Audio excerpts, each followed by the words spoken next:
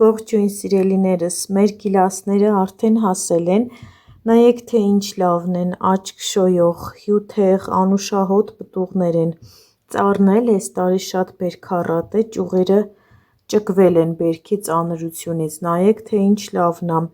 ես էլ մի քիչ որոշել եմ հավաքել, ճիր պատրաստել, այսպես, արդեն այսօր եղանակն էլ շատ լավ է, երկինքը պարզ է, ամպերը, ինչպես տեսնում եք, ահա այսքանն էլ հավաքել եմ, ճիր կանեմ,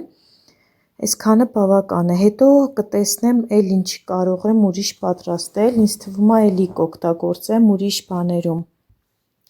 այստեղ էլ արդեն կորիզներն եմ հեռացնում, այս սարքով եմ կորիզները հանում, շատ հեշտ է լինում, կարևորը գիլասները չի վնասվում, հետո եռացնելու եմ, երկու անգամ եմ եռացնում, 5-5 րոպեով, դուք կարող եք մեկ անգամ եռացնել, լիմոնի աղ կամ լիմոն չեմ ավելացնում, հենց այսպես եռացնում եմ, այսօրվա համար այսքանը, իսկ դուք չմոռանաք միանալ ալիքին, եթե դեռ չեք միացել, շատ շնորհակալ կլինեմ,